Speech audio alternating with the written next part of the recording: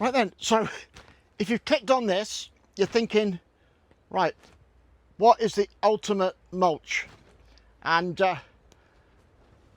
after doing a bit of research, I think it might be this. Sheep's wool. Yeah, sheep's wool. And I'll tell you why I think, for me, and maybe for you, it might just be what you're looking for. I mean, I was looking for a mulch to do something in here in the polytunnel around the tomatoes, because the heat is it's just been phenomenal here, and all the ground's drying out, and trying to keep it watered is a bit of a nightmare, as I'm sure it is for most of you. I saw a few other people using it, looked into it a bit myself, and the more I looked into it, the more I thought, I'm going to give this a go. And I'll give you some of the, excuse me, squinching, the sun's in my eyes. Yeah, I'll show you some of the reasons and what I found out about it and why I'm going to give it a go. And I'll show you how I actually put it on in a minute. Not that it's difficult, but why would you choose wool? Right, moisture retention. It's hydroscopic, so it holds on to water and releases it slowly. So if it gets wet, it'll stay wet and slowly reduce and slowly let it out, reducing the need to water. And on top of that, there again, for me, reducing the need to water is a top priority. It's the insulation value. So in the summer, with a good layer, it'll keep the roots cooler, keeping the plant happier. And in the winter, if you've still got something in here in the winter, it keeps the roots warmer. Brilliant. You know, it's just, this stuff just keeps getting better. Weed control. There again, a good thick layer, keeps the light out, keeps the weeds down, helping reduce the weeds. Nutrient release. I didn't know this. It also, as it decomposes, gives out nitrogen, potassium, phosphate, all that good stuff, you know. So, win-win. Slug and snail deterrent. Now, there again, they reckon the texture of wool will stop the slugs, and well, it won't stop it, nothing stops them, let's be honest, but it'll help deter slugs and snails. They don't like the texture, apparently. So, there again, another tick. It's biodegradable. So, it'll decompose over time. From what I've seen or read, takes about 2 years. So, you can reuse it if you keep it dry, or dry it out. So if you've got a shed, you can bag up and keep it dry. And so therefore, it's environmentally friendly, completely natural. You know, this is shorn off a sheep a few weeks ago, you know, from a local farmer. And it's dirt cheap. That's the other thing. This whole ton bag was a tenner. I mean, it's nuts when you think, what's a bag of strolch? Costs you a fortune, doesn't it? And you've got all this with 0 miles, is literally just up the road. I found it on Marketplace. But, you know, if you ask around or put it on a community Facebook page or whatever, you'll find wool, and you'll find it cheap, because it's just nuts when you think, you know, Britain used to be such a big wool industry, and years ago the wool from a good sheep farm would pay the farmer's rent, but now it costs more to have the sheep sheared than it does than they get for the wool. All right, so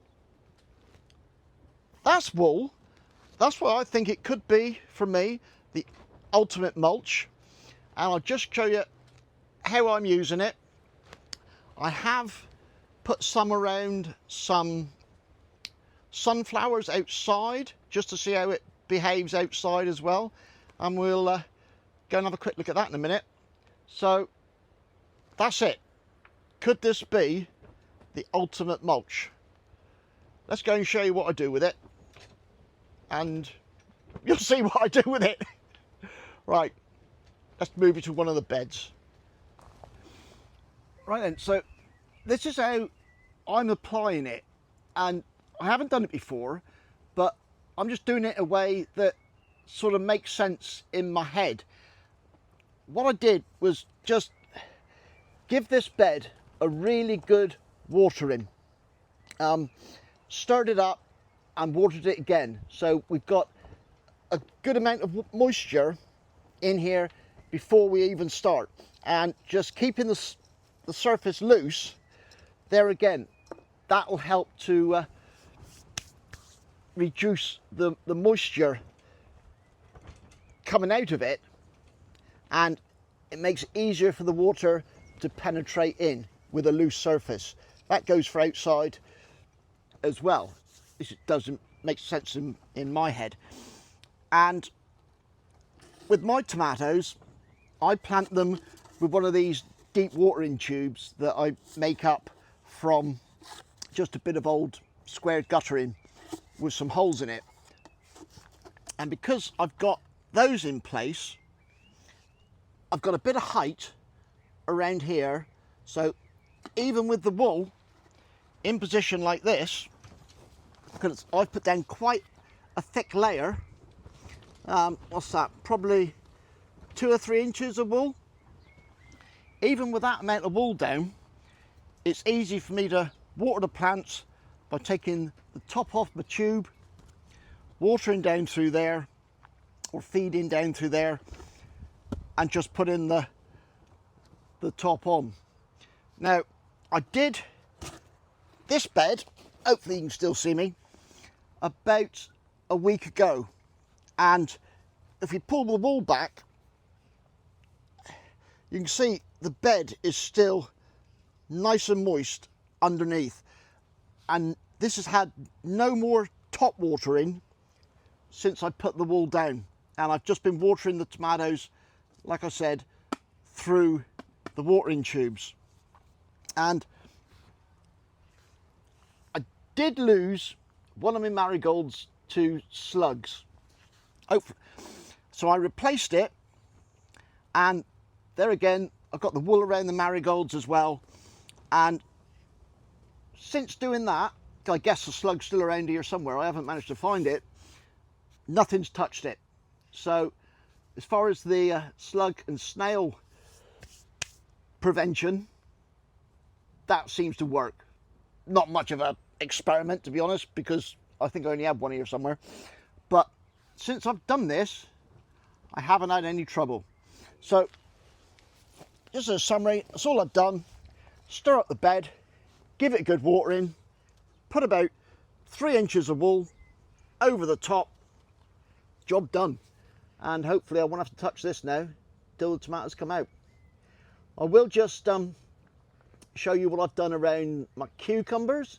I've done that slightly differently, mainly because of the wind, and also we'll just pop outside and I'll show you what I've done around the sunflowers. Right then, well, just before we go outside and look at the sunflowers, I'll just show you what I've done around the cucumbers. After watching Terry King, he sort of said that cucumbers don't like to be watered close into the stem. So what I did here is I took a plant pot, cut the bottom out, slit it up the side so I could get it around, and I've put that plant pot around the cucumber. So, and there again, I've got my deep watering tubes in here for watering. So when I water, I can make sure I don't get any in there. So keeping that area dry, which hopefully is good for the cucumber, and I'm just watering around the outside. And because behind you is one of the tunnel doors and the prevailing wind does come up through there, just in case the wind gets up while the doors are open, I have netted this with just a bit of the scaffolding debris netting that, you know, a lot of us use for lots of different things around the garden. So I've just netted this just to stop it blowing away and just held down with some of these metal clips used for weed suppression membrane. So that's that. That's how I've done the cucumber. Exactly the same. Disturbed the earth, got it wet, put the sheep's wool down. All right. Now, like I say, this is the first time trying this, so if any of you have tried wool before and there's any negative sides to it that I haven't picked up on, please let me know. Or if you've got any better ways of using it, I'd love to know, because you know I'm new and I'm learning, and I always love to pick up tips from people as I go along. Right, now we'll just pop outside and look at the sunflowers. Right, so here we go with some sunflowers outside. These are some of the teddy bear ones. These were kindly given to me by Ali from My Rusty Gardens over in Canada. So thank you very much, Ali. These were some spare ones I had left over. Really good germination. So they're looking a bit yellow because they were in the pots for a bit too long. But I thought I'd try sunflowers with the wool around, because I know sunflowers are very susceptible to slugs. So I thought I'd give this a go to see how well we get on combating the slugs. And there again, this side, just because of the wind, I've netted it down. Now, the far side, just the other side of this mesh, I've got peas. Now, I can see that they're getting a bit of a hammering from the slugs at the bottom. So I figure this will be a good test, because I think the slugs will try and get from there over to here and attack these. So I'll keep doing updates as time goes on how these get on and whether or not the slugs attack it and how well the wool works. All right, so that's that. That's my little experiment with wool as a mulch. And like I say, if anybody's got any ideas or suggestions or comments, love to hear them. And let me know how you get on with wool and whether you fancy giving it a go. I'd be really interested to find out. Right, well that's it. Thanks for watching. Cheers and gone.